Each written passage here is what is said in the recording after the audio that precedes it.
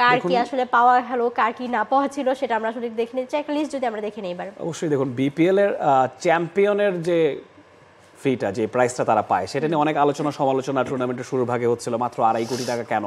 কিন্তু পরবর্তী থেকে দেখা গেল, দুদিন আগে যখন পুরস্কারের ঘোষণাটা আসলো, তখন দেখা গেল যে আরও অনেক রকম ক্যাটাগরি আছে, সেগুলো আমরা দেখছি। চ্যাম্পিয়ন ফরচুন বরিশাল 2.5 কোটি টাকা পেয়েছে, রানার্স আপ চিরং কিংস 1.5 কোটি টাকা তাদের ঝুলি থেকে আছে, তৃতীয় স্থান অধিকারী খুলনা টাইগার্স 60 লাখ টাকা, এবং চতুর্থ স্থানে ঢাকা রংপুরের 40 লাখ টাকা পেয়েছে। Player of the final Tamim Iqbal 5 lakh টাকা পেয়েছেন। প্লেয়ার অফ দ্য টুর্নামেন্ট মেহেদি মিরাজ 10 লাখ টাকা পেয়েছেন, তার দলকে তিনি প্লে অফ অব্দি উঠিয়েছিলেন। প্লেয়ার অফ দ্য টুর্নামেন্ট যে খেতাবটার কথা বলছিলাম, emerging player of the tournament Tanzid Tamim 3 lakh টাকা পেয়েছেন, ঢাকার হয়ে তিনি খেলেছিলেন। সর্বোচ্চ রান সংগ্রহের জন্য নাইম শেখ 5 লাখ টাকা পেয়েছেন। সর্বোচ্চ উইকেট শিকারী তাসকিন আহমেদ 5 লাখ টাকা পেয়েছেন। দুজনের কেউই আসলে গতকালকে উপস্থিত ছিলেন না, তার পরিবর্তে অন্য যারা ছিলেন। এবাদত সম্ভবত তাসকিনের পুরস্কারটা নিয়েছেন। সেরা ফিল্ডার হওয়ার জন্য মুশফিকুর রহিম 3 লাখ টাকা পেয়েছেন। সব মিলিয়ে 5 কোটি 31 লক্ষ টাকার পুরস্কার মৌ, গতবারের চেয়ে যেটা 2 কোটি 3 লাখ টাকা বেশি। তো প্রাইজ মানির একটা বড় রোল প্লে করে এরকম টুর্নামেন্টে। যত বেশি প্রাইজ মানি, ততই আসলে প্লেয়াররা এনগেজ হবে। আমার কাছে মনে হয় এককভাবে একটা টিমকে অনেকগুলো টাকা দেওয়ার চেয়ে যেমন ক্যাটাগরাইজ বেশি করাটা আরও বেশি ইম্পর্টেন্ট। এতে অনেক বেশি এনগেজিং হয়, অনেক প্লেয়াররা উদ্বুদ্ধ হবে, সেটা আমার কাছে মনে হয় ক্রিকেটের জন্য ভালো।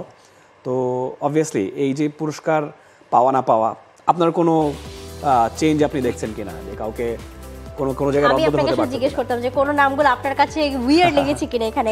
দেখেন, সর্বোচ্চ রান, সর্বোচ্চ উইকেট যে পেয়েছে সে তো পেয়েছে, সেখানে তো আর চেঞ্জের কিছু নাই।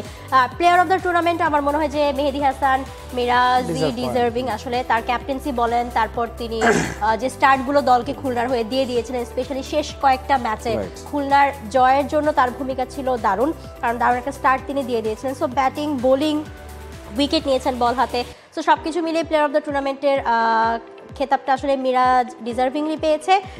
সেরা ফিল্ডার মুশফিককে দেওয়া হয়েছে, যদিও আমরা এবার মুশফিক আর মাহমুদুল আসলে তুলনামূলক আলোচনায় কম ছিলেন। নরমালি আমরা দেখি আসলে সুযোগই পাননি খুব বেশি। ফরচুন বরিশাল এমন ভাবে খেলেছে, মানে আলোচনা সমালোচনা কোনোটাই আসলে খুব একটা জমেনি তাদের জন্য। হ্যাঁ নিশ্চয়ই। এবং দেখুন, একটা মজার বিষয় এখানে, যারা যে দুই দল ফাইনাল খেলেছে তাদের প্লেয়ারদের সংখ্যা কিন্তু এখানে খুব বেশি না। তামিম ইকবাল, মুশফিকুর রহিম, বাকি সবাই কিন্তু আরও আগেই বাদ পড়ে গিয়েছে। এবং ঢাকার প্লেয়ারও আছে, রাজশাহীর প্লেয়ারও আছে, তানজিদ তামিম, মেহেদি মিরাজ দুজনই খুলনা টাইগার্সের।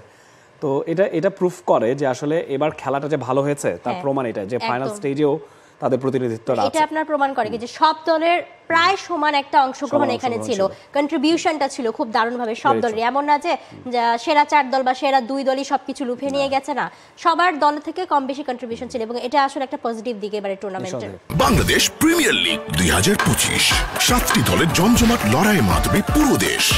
দেখতে চোখ রাখুন টি স্পোর্টস নেটওয়ার্কে।